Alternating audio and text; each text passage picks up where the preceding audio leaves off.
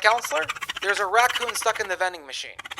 That's so annoying. I wanted a snack. Welcome to Trail Mix. Our mini episodes from Camp Counselors Podcast. Each week, the stories come from you, our Camp Shady Birch campers. We want to hear your juicy gossip, Top secret confessions, embarrassing and scary stories. and sprinkle in our sage counselor advice. Trail Mix is for the campers. And God, do we love ya. Hey, happy campers! Welcome back to Trail Mix. This is our mini episode where we read listener-submitted stories brought to you by listeners like you. Thank you. I love what you're wearing today. Do you want to explain to the audio-only listeners your outfit? Thank you so much. Yeah, I would love nothing less. I am wearing my crew neck evergreen sweater from Disneyland, and it's got Mickey and Minnie licensed. So this is not Minky and Minchie. And they're pop. What are they doing? They're just like giving like 1960s retro Christmas. Minnie looks like a diva, and it's glittered.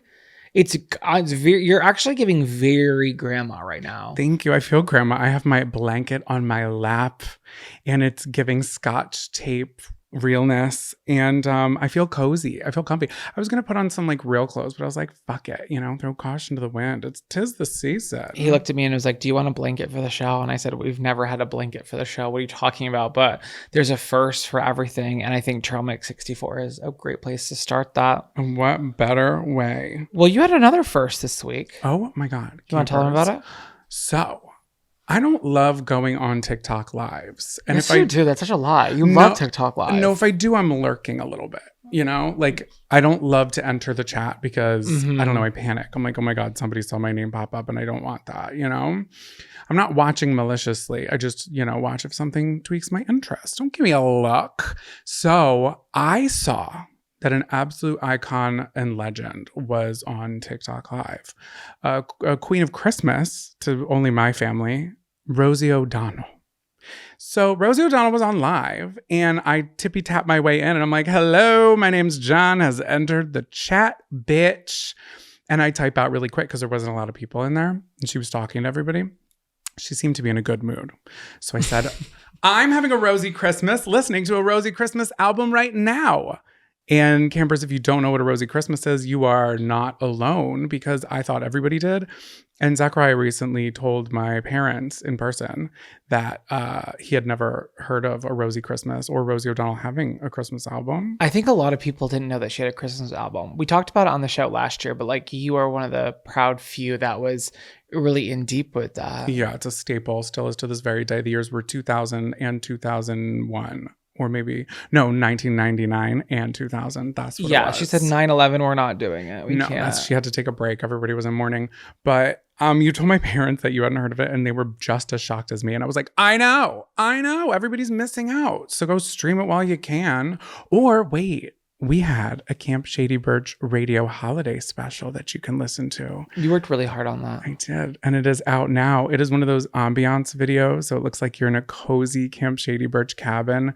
And Zach and I host, I think it's like an hour and a half, maybe a little bit longer, of just like a nice holiday radio station from the tech tree. And it's great holiday music. Yeah, it's holiday music curated by us. And we do little segments in between, little conversation beats. So that's available on Patreon.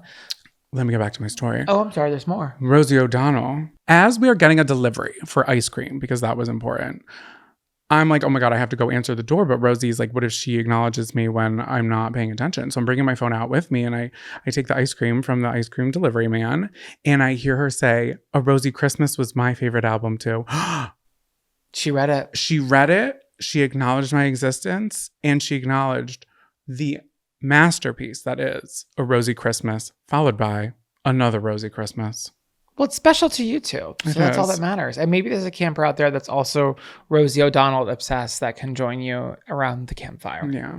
Come on. Let's get our cheeks nice and rosy. You look rosy right now and comfy right now. And comfy cozy are we. Comfy cozy are me. Okay. Well, should we get in today's episode? The stories that we're here for. Let's do it. I've got advice for a camper. Lovesick in Forbidden Love. Oh, I have a confession from a camper who just wanted the bathroom door shut. and a mystery that gives Knives Out a run for its money. Let's get into it.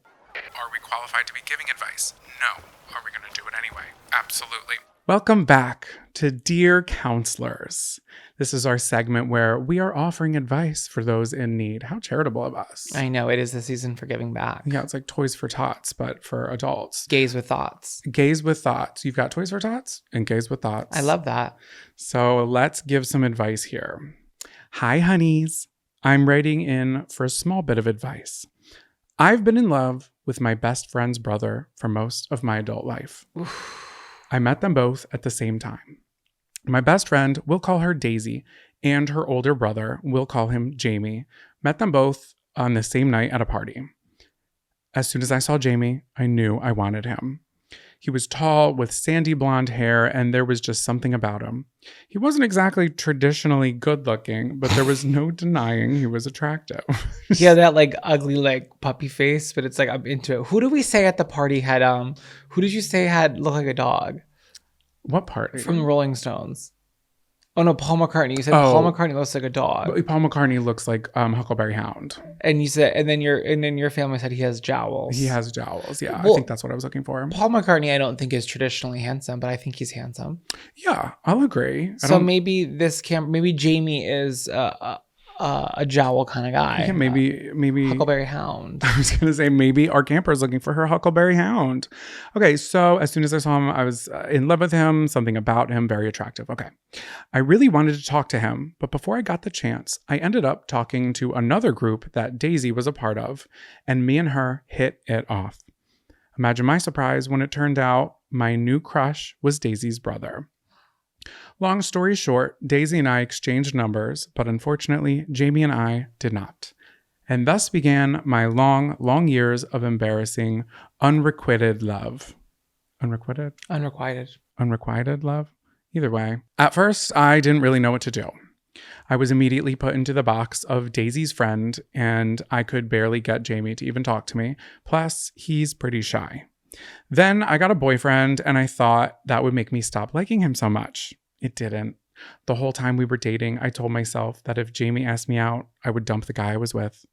When me and the boyfriend did break up, I decided to try a little harder to get him to see me as something more than Daisy's friend. But all I did was succeed in making a complete fool of myself. Then, Jamie's family experienced a terrible tragedy that changed everything for them. After that, our relationship started to change. I started spending a lot of time at their mom's house and got really close to her, and she's become a second mom to me in the last few years.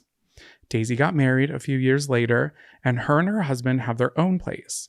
But Jamie lives with his mom, so when I would go spend time with their mom, a lot of the times I would end up spending with Jamie too. Just when I started to feel like maybe our relationship was starting to become something separate from Daisy's friend, Jamie got a girlfriend.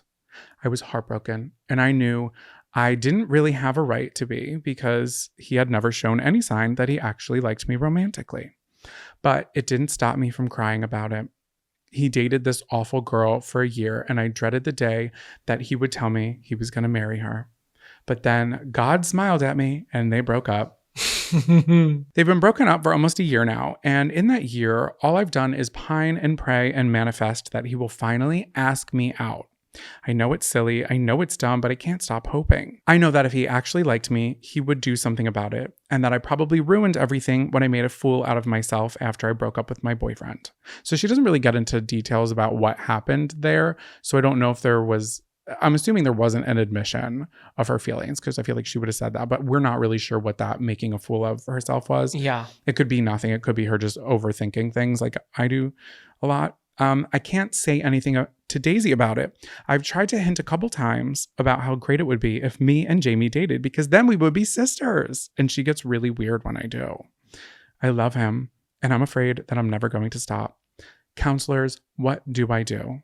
Yours in utter defeat, lovesick in cabin 6. Oh. Do you have thoughts or do you want me to? I can start. Okay. I think simply life is too short. You got to throw yourself out there. There's a way to do it without overdoing it. Mm-hmm. You don't have to tell him that you've been pining over this man for a decade, right? But you can just ask him out on a date. And you know what? If it's a no, then you don't have to also feel this like weirdness about it. Like you can just shake it off and move on. You can be hurt, right? But you're not ending a friendship or making everything terribly awful for the rest of your life if he's not interested. But you can't get over this. It's very evident. So I don't think you're ever going to be able to get over this until you actually try. I'm not sure what this initial attempt was, but I don't think it was grand enough. And I think sometimes people don't know you're interested until you say it, and then their opinion of you changes. So what's wrong with just being like, hey, do you want to grab drinks and get dinner or go to a movie or something? Like you can do it casual without being like, I've always been in love with you.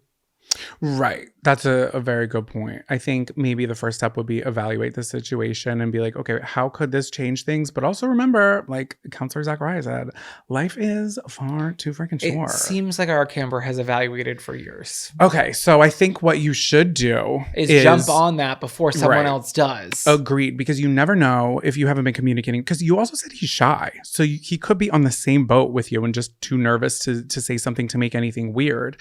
But I would tell Daisy first before you make that jump, even if nothing comes of it. I think, we're adults now, and I think you got to give her a little bit of a heads up, and maybe she isn't as uncomfortable by the situation as you're reading into it. You could be like, hey, I want to talk to you about something. I really like your brother, and I know that could make you uncomfortable, but it's a feeling that I can't shake. And you also don't want to spend your life, with the what ifs. I would ask him out before telling Daisy. See, I would you tell don't need Daisy to tell first. Daisy if it's going to be a no. That's so weird. Well, I'm saying ask in a very low key stakes here. Okay. I think then you've added another layer of anxiety to this. Okay, so let's ask Jamie first, see how the first date goes, right? It's going to go swimmingly. It's going to go great. And then we bring it up to Daisy because you also don't want to blindside her by hard launching a relationship with her brother. Yeah, I think worry about yourself first. Daisy's going to make it because Daisy wants your best interest as well as her brother's. And you're clearly a lifelong friend at this point. So, right. And if she's as good of a friend as I assume she is, she'll understand. I hope you to be happy that it all works out. I really do. Yeah. We'll have to get a follow-up. Let us know how it goes. Please do. This episode of Camp Counselors is sponsored by ZocDoc. Being an adult has its high points. For instance, you can eat ice cream for dinner or at any time that you'd like. You can stay up as late as you'd like or as late as your body will let you. But let's be honest, it's not all fun. You also have to do your taxes and figure out what's for dinner when it's not ice cream and make doctor's appointments. And for that one, there's ZocDoc, the healthcare app that makes adulting that much easier. Campers. I know it may sound like I know everything, but believe it or not, I don't, especially when it comes to finding the right doctor. It's truly overwhelming for me. Well, ZocDoc makes it easy to fill in those blanks to help you find the right doctor for your specific needs. ZocDoc is a free app and website where you can search and compare high-quality, in-network doctors, choose the right one based on your needs, and click to instantly book an appointment. We are talking in-network appointments with more than 100,000 healthcare providers across every specialty, from mental health to dental health, eye care to skincare, and so much more. Plus, ZocDoc appointments happen fast, typically within just 24 to 72 hours of booking. You can even score same-day appointments. So stop putting off those doctor appointments and go to ZocDoc.com/camp to find and instantly book a top-rated doctor today. That's ZocDoc.com/CAMP. ZocDoc.com/camp. This is a really big secret. Thank God we're on a body of water. This is Confession Canoe. Welcome back to Confession Canoe, campers. This is the part of the show where you confess and we listen and we spread it because that's what we do, but we keep it anonymous. So I'm only supposed to read one, but I had another email come in that was so short and sweet that I just wanted to start it off as a little appetizer. Okay. For the confession. So think about we're getting onto the canoe. We're still trying to get our positions going. Everyone get a seat, and I'll read this little story. Okay, so the first story is that little dried banana chip in the trail mix before we go in for a festival. Exactly. Couldn't have said it by myself. Perfect. This camper wrote in, I thought manscaping was a word for shaving men used. I asked my boss what he used for manscaping so I could buy it for my husband. He looked shocked. He asked me to repeat the question. I did. He walked into his office and shut the door. My husband explained what manscaping was to me. Oops. Wait, she thought it was what? I think she just thought it was like general shaving. Oh, just like something that men use. It's like manscaping. Manscaping my beard. Manscaping is exclusive for your nether regions. Yeah. This is just called shaving. You're shaving your beard. I think she thought it meant everything, like just like your beard, of course, like a general term. And he was like, "What the fuck did you just say to me?" Oh my God, that's so funny and awkward. Not the repeat back. And he goes, "No, I'm going in the office." You're like, what's your penis hat look like? Oh my God. Campers, it's getting graphic. Get the kids out of the room, please. Okay, so you have a second one? Yeah, that was just... Oh my God, now me saying banana chip and having to do. I thought that and I was like, don't give it away. Okay. But that was just like so short. And I was like, let me just throw it in there. Throw it in the trail mix. That's what trail mix is. Throw it in the mix. Okay, so this one is very funny. You ready?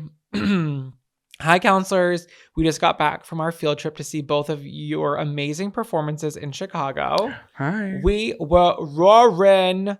You were both so hilarious and generous with your time. Could not recommend seeing you on tour enough. Love you both. Now on to the story. Thank you for coming to the show. And they went into the meet and greet, and I have pictures of them and supplementary pictures of the story. Okay. But we'll get there when we get there. Scooch on over because my sister and I both need to fit in this confession canoe. Oh, God. Our story takes place this past June. We were invited to our cousin's wedding in a beautiful lake town up in Wisconsin. This is our father's side of the family who we are not close with, so we were going in only knowing our immediate relatives. Along with our husbands, we drove the hour and a half up to the wedding. I was taking one for the team and not drinking since we were late to the game and didn't book a hotel room. With this selfless decision, I am now able to give an accurate account of what transpired. Oh my God. I love it. At our distinguished ages, 40. Hi. Weddings are few and far between. We were out of the house, dressed up, without children, and with an open bar. Merriment and mischief were bound to occur. At the reception, our glasses were constantly filled along with our bladders, so we made many trips to the bathroom. While my water was not going down as quickly as the wine in my sister Mo's glass, I accompanied her to the bathroom each time because, girlhood. When we first went to the bathroom, we found it very odd that the door was propped open by a wooden door stopper. It was a multi-stall bathroom, but it seemed strange to have the sink area exposed. So Mo took it upon herself to remove said door stopper as we walked in. We left the bathroom, door closed behind, and continued to shake our yabos on the dance floor. I also hate when a bathroom that large has the door stopper open. Yeah, we were actually in Chicago after we did that show. We went out to a Christmas themed bar with our friend Rod, and the men's bathroom had like 2 small urinals and a bathroom stall that didn't have a door, that if you open the bathroom door, you can see into the stall. That seemed like the stall broke. Did it? It seems like a weird, sick and twisted Christmas game. I could never shit there because that's open casket. That's open bathroom. Yeah, you're vulnerable to the whole party outside of the door. But yeah, I don't like seeing everything outside. And I'm sure, it's not appropriate. The bathroom is a closed room. Yeah, Open concept bathroom is not a thing. Blow it up in there. Would you remove the door stopper? Have you ever removed a door stopper in a bathroom? I have 100 times. Yeah. Yeah, absolutely not. Yeah, to me, it's just like, housekeeping was cleaning. Exactly. That's what you think, right? They just mopped. And they're drying the floor. Yeah. So close it, right? So it wouldn't be too long before another sister trip to the bathroom was in order. To our surprise, the door to the bathroom was once again propped open. And just like that, this had now become a thing.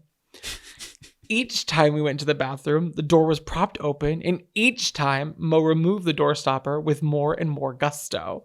Exaggerated kicks with the sound effects, chucking it across the room as if shooting a basketball, all while comments like, "Fuck this stopper," and "Ain't gonna stop me," were coming out hot and loose. Like, now it's a bit. Now it's a bit. Now it's a joke. We could not understand why people would keep propping it open.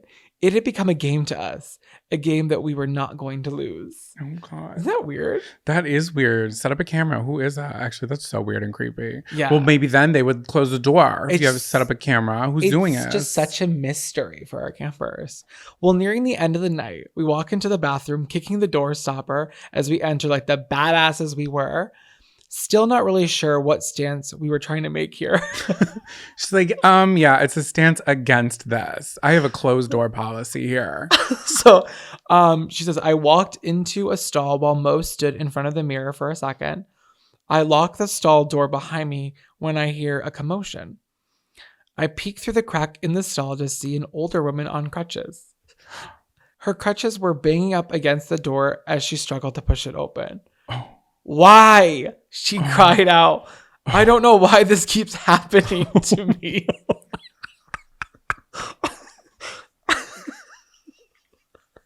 Oh my God, I didn't even think of that. Oh no. Why does this keep happening to me? She said. Oh no. Her voice was weak from a night full of struggle.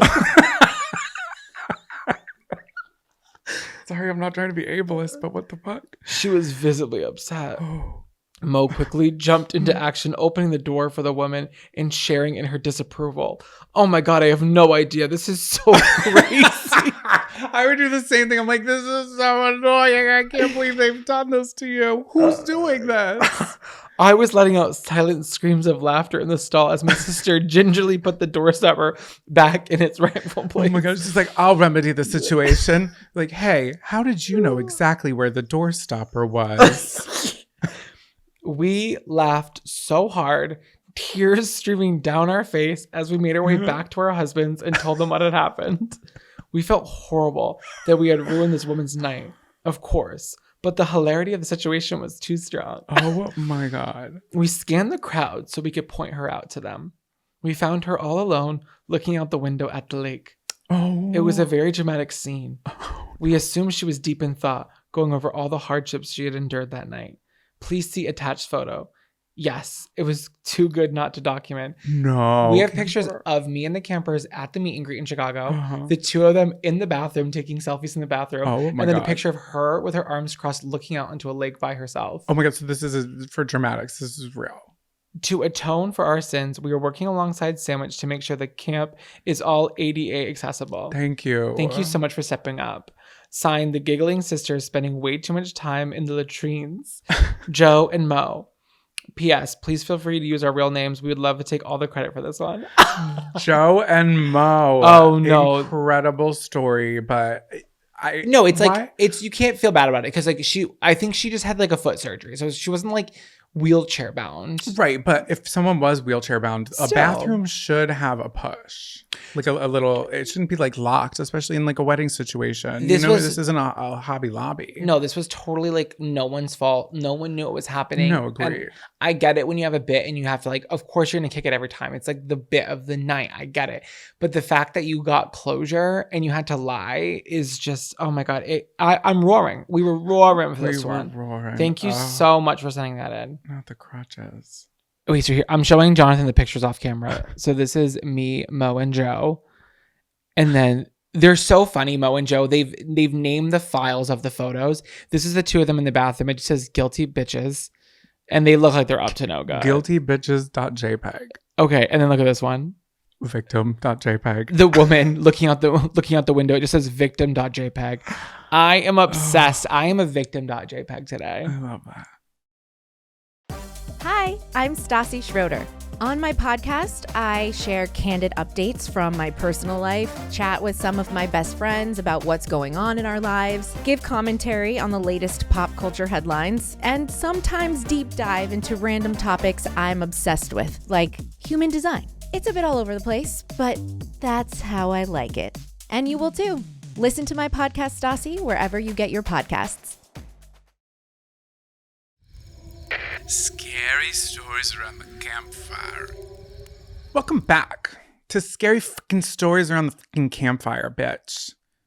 I don't know why I got so intense on the holiday episode. It was bratty. I have the spirit within me. What, in that Christmas song where they're like, we'll tell scary ghost stories. No one's telling me scary ghost stories at Christmas. And I would love that. No, I know. I feel like that was a trick or treat of yesteryear. And we're going to bring it back in this one because this is less embarrassing and really spooky, creepy, and ooky gooky. Let's get into it. All right, let's get into it. Hi, camp counselors. I have a spooky and maybe even haunted story to tell. For context of time and space, I went to college in San Antonio and graduated in 2012. Over the course of my life living there, I had weird luck with roommates. So I lived in quite a few different places with a lot of different people over those 4.5 years. Listen, I went to college for 4.5 years too. Did I go for 5 years? 5 years. You were a super senior. I was a super senior, bitch. And I just paid off my student loans. Literally. Congratulations, Jonathan. Yesterday. That's major. Thank you. Congrats. That's huge. Literally yesterday. Anyway, at this time, I had no interest in living alone. And I always did the random roommate thing rather than moving in with my friends because I was afraid of those existing friendships potentially being ruined by becoming roommates. And I feel like that is a tale as old as time. I am like the complete opposite. I'm like, oh, me and my bestie, we're moving in together.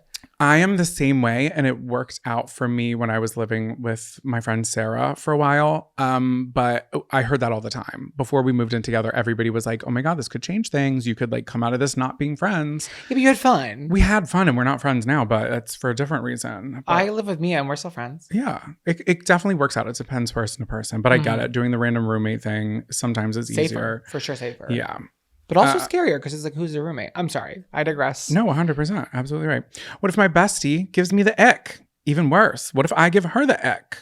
I was not interested in finding out. And despite being an incurable introvert for my entire life, I wanted to actually use my time in college to meet new people. And boy, did I. Anyway, this story takes place in 2010. I am in my junior year of college, living in my third apartment, and I'm on my fifth, maybe sixth roommate by now. We'll call her Carly.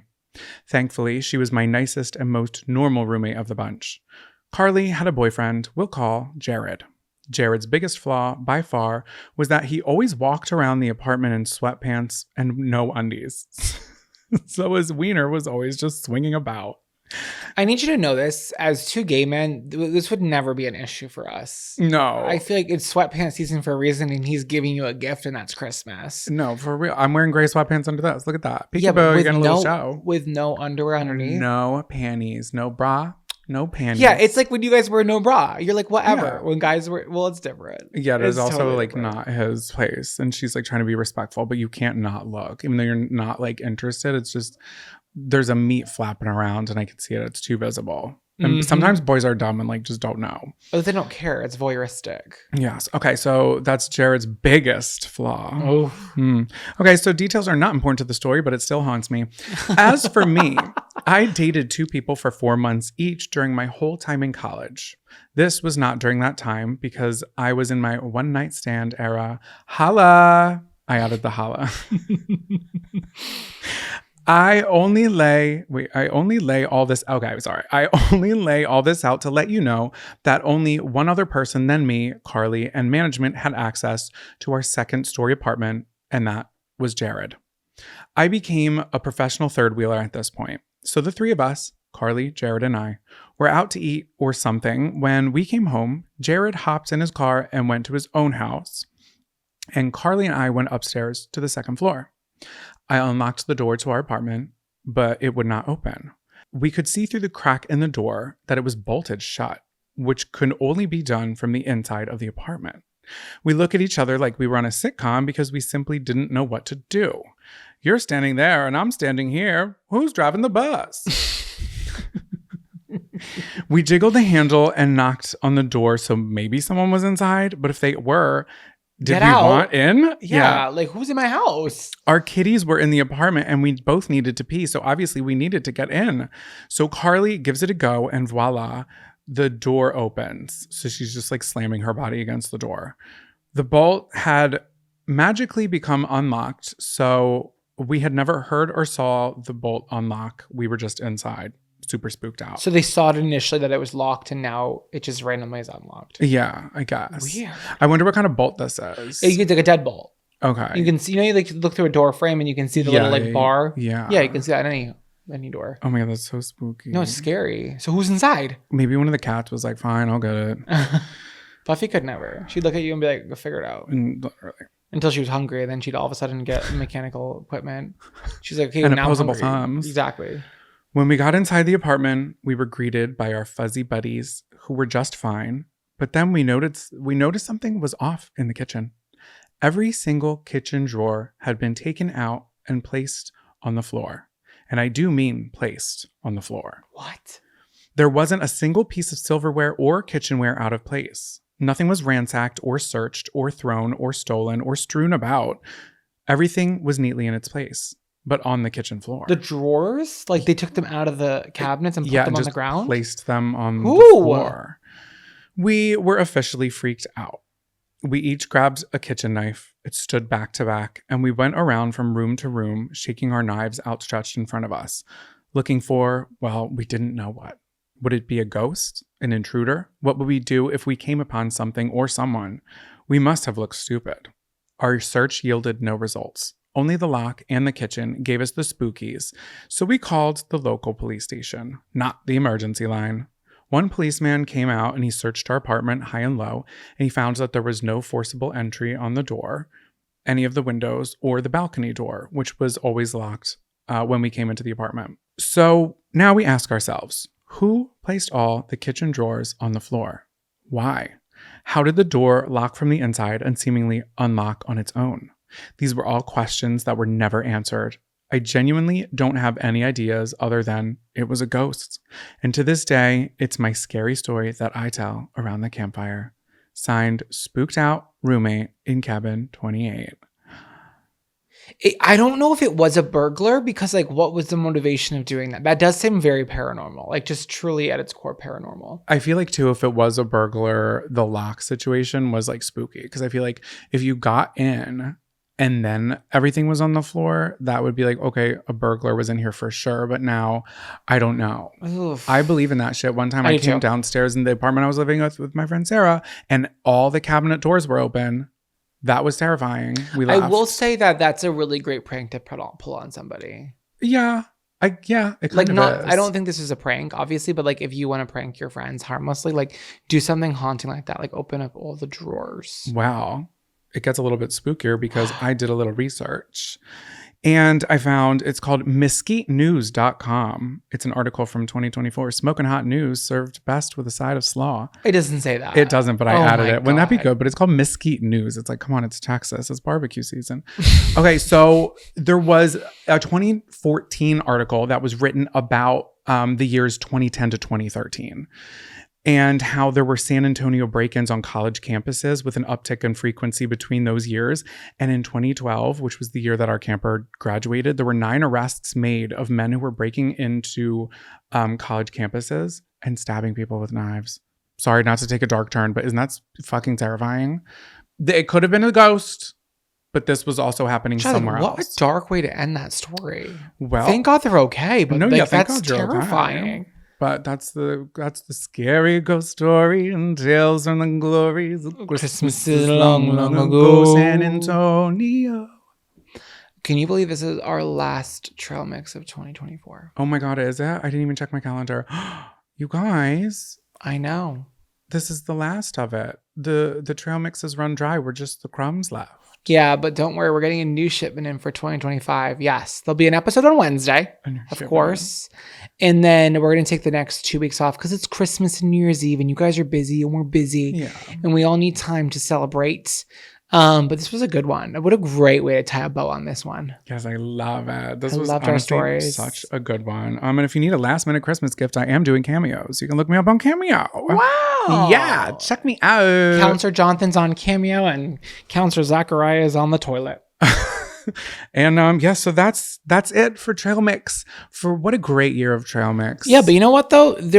We've had 64 of these things. So if you missed one, go back and listen. Go listen to some old episodes or write in for next year's episodes. Yeah, we've also got new content coming out on Patreon, I think, during our sabbatical. Yeah, and a last minute Christmas idea. What could you do? Get a cameo from Jonathan or buy tickets to see us on tour. Uh-oh. If there's tickets left, that is. Yeah, there'll still be tickets left. Okay, check it out at the... Just go to Ticketmaster and search Zachariah Maltese. Porter. Strip Maltese Tour Zachariah Porter. And I will be there as well. Well...